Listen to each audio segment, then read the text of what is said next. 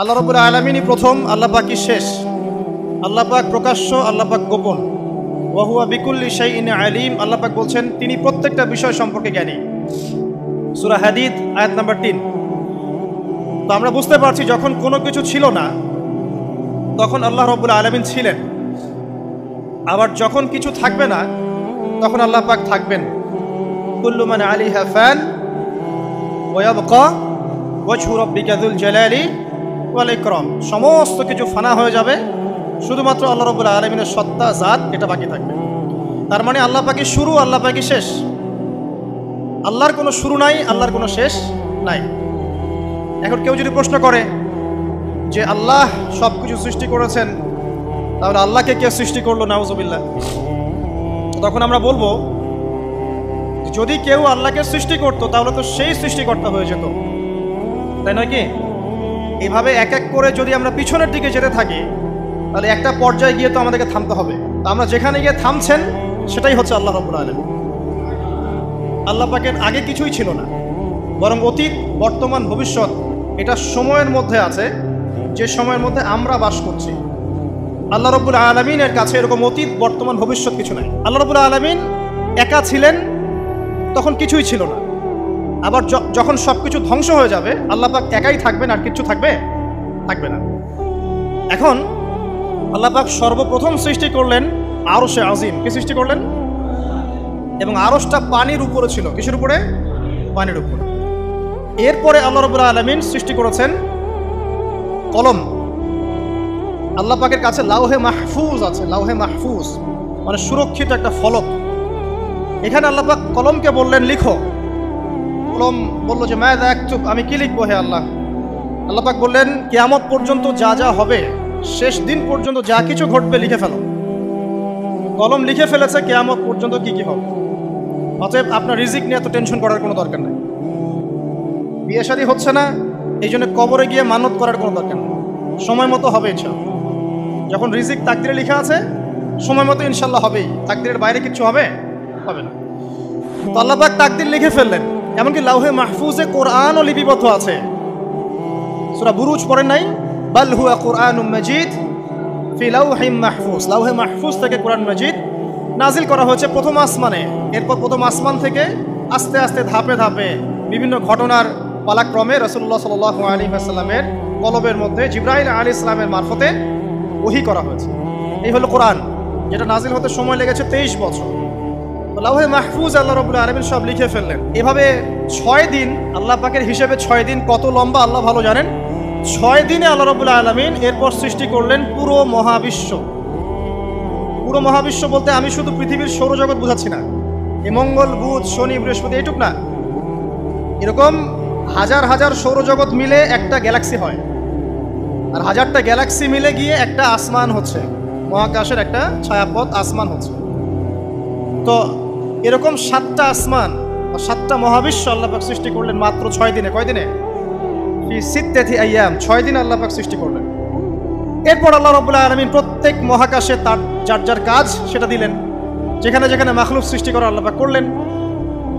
আল্লাহ রাব্বুল আলামিন মালায়েকা সৃষ্টি করলেন নূর দিয়ে। কি দিয়ে? আলো দিয়ে। আলোর মধ্য দিয়ে আল্লাহ রাব্বুল আলামিন ফেরেশতা সৃষ্টি করলেন।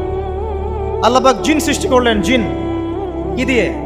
আগুন দিয়ে। একদম যেটা উত্তপ্ত আগুন, লাল আগুন, সেই আগুন দিয়ে আল্লাহ পাক জিন জাতিকে সৃষ্টি করলেন। সৃষ্টি করার পর আল্লাহ রাব্বুল আলামিন জিন জাতিকে পৃথিবীতে পাঠিয়েছেন। কোথায়?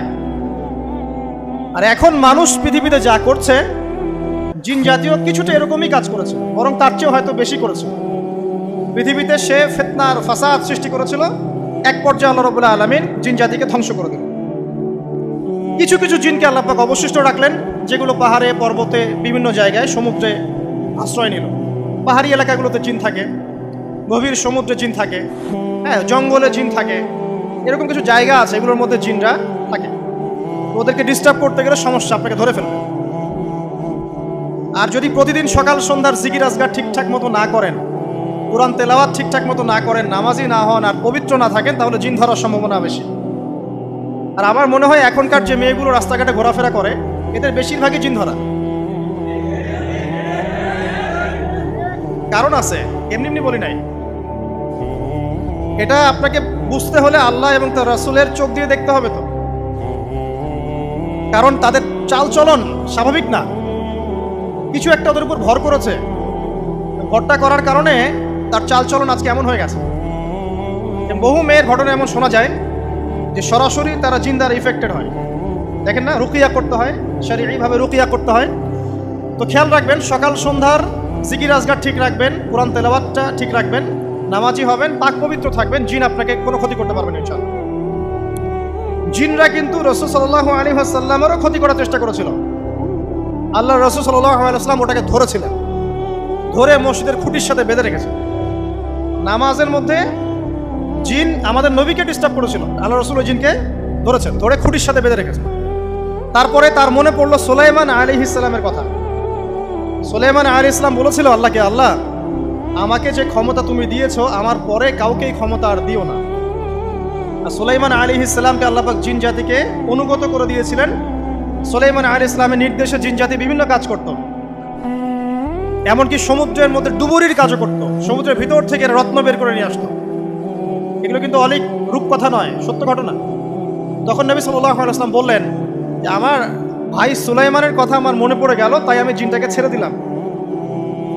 তো আল্লাহ পাক জিন জাতিকে সৃষ্টি করে এই পৃথিবীতে পাঠানোর পর তারা এরকম ফিতনা এবং ফাসাদ সৃষ্টি করার পরে আল্লাহ পাক ওদেরকে ধ্বংস করে দেন। দেওয়ার পরে আরো অনেক যুগ এবং অনেক শতাব্দী কেটে যায়। কত যুগ কত শতাব্দী আল্লাহ ভালো জানেন। অনেক লম্বা সময় পরে গিয়ে আল্লাহ রাব্বুল আলামিন ফেরেশতাদেরকে ডাকেন। কাদেরকে ডাকেন?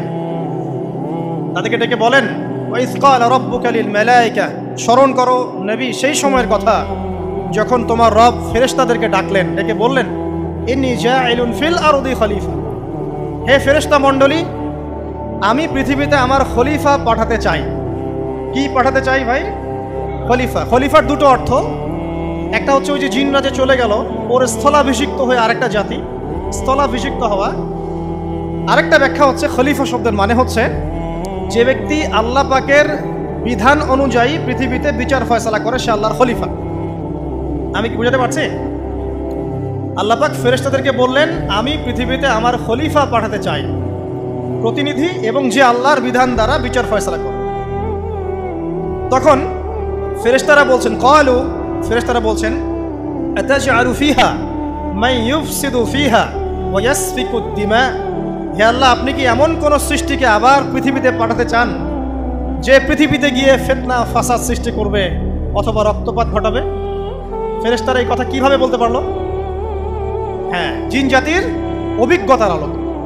ঠিক আছে, তখন আল্লাহ পাক বলছেন, ইন্নী আ'লামু মা লা তা'লামুন, দেখো আমি যা জানি তোমরা তা জানো না। মানে তারা ফিতনা ফাসাদ সৃষ্টি করতে পারে, কিন্তু আমার কিছু মুখলেস বান্দা থাকবে যারা এই পথে পা বাড়াবে না। আচ্ছা, এবার আল্লাহ রাব্বুল আলামিন আদম আলাইহিস সালামকে সৃষ্টি করলেন। আল্লাহ পাক নিজের হাত দিয়ে আদম আলাইহিস সালামকে সৃষ্টি করেছেন। সূরা সদের মধ্যে আল্লাহ পাক বলেছেন, দেখুন মহাবিশ্বের কোন সৃষ্টির ব্যাপারে বলা হয়নি যে খলাকতু বিয়াদাই, আমি নিজ হাতে তাকে সৃষ্টি করেছি। শুধুমাত্র আদম আলাইহিস সালাম, আমাদের পিতার ক্ষেত্রে বলা হয়েছে খলাকতু বিয়াদাই, আমি নিজ হাতে তাকে সৃষ্টি করেছি। কত সম্মান, কত ভালোবাসা, তাই না? এবার আল্লাহ রাব্বুল আলামিন আদম আলাইহিস সালামকে সমস্ত নাম শিক্ষা দিলেন। সমস্ত নাম মানে কি? ওয়াল্লামা আদামাল আসমাআ কুল্লাহা, আল্লাহ পাক বলছেন এরপর আমি আদম আলাইহিস সালামকে মহাবিশ্বের যত জ্ঞান আছে সমস্ত নাম শিক্ষা দিয়ে দিলাম। সুবহানাল্লাহ। যেই জ্ঞান ফেরেশতাদেরও ছিল না, যেই জ্ঞান ইবলিসেরও ছিল না। ইবলিস কিন্তু অনেক জ্ঞানী ছিল, অনেক বড় আবেদ ছিল, সে দীর্ঘদিন আল্লাহর ইবাদত করেছে, কিন্তু এই জ্ঞান কিন্তু তারও ছিল না, ফেরেশতাদেরও ছিল না। সুম্মা আরাদাহুম আলাল মালায়েকা, এরপর আল্লাহ রাব্বুল আলামিন আদম আলাইহিস সালামকে ফেরেশতাদের সামনে নিয়ে আসলেন, উপস্থাপন করলেন। মহাবিশ্বের ঘটনা, এটা ঘটছে, চিন্তা করেন, এটা কিন্তু ঘটেছে আগে, অতীত। এবার সমস্ত ফেরেশতার সামনে আদম আলাইহিস সালামকে নিয়ে আসা হচ্ছে। এবার বলা হচ্ছে যে হে ফেরেশতারা, তোমরা এই নামগুলো বলে দাও দেখি, তোমরা যদি সত্যবাদী হও। তো ফেরেশতারা বলছেন, লা ইলমা লানা ইল্লা মা আল্লামতানা, হে আল্লাহ আপনি আমাদেরকে যা শিখিয়েছেন এর বাইরে তো কোনো জ্ঞান নাই আমাদের। তারপর আল্লাহ পাক আদমকে বললেন আলাইহিস সালাম, হে আদম তুমি সব নাম বলে দাও দেখি। এরপর আদম আলাইহিস সালাম সমস্ত নাম একটা একটা করে বলে দিলেন। তাহলে আমাদের পিতা জ্ঞানী ছিলেন, নজ্ঞ ছিলেন, আর আমরা তার সন্তান হিসেবে জ্ঞানী নজ্ঞ, এটা আমাদের শোভা পায়? আমাদের পিতা ছিলেন মহাবিশ্বের সবচেয়ে জ্ঞানী সত্তা। আল্লাহ রাব্বুল আলামিন তাকে জ্ঞান শিক্ষা দিয়েছেন, সমস্ত জ্ঞান। তবে তার সমস্ত জ্ঞান আর এই মহাবিশ্বের সমস্ত জ্ঞান আল্লাহর জ্ঞানের তুলনায় কতটুকু জানেন? একটা সমুদ্রের মধ্য থেকে এক ফোঁটা পানি উঠালে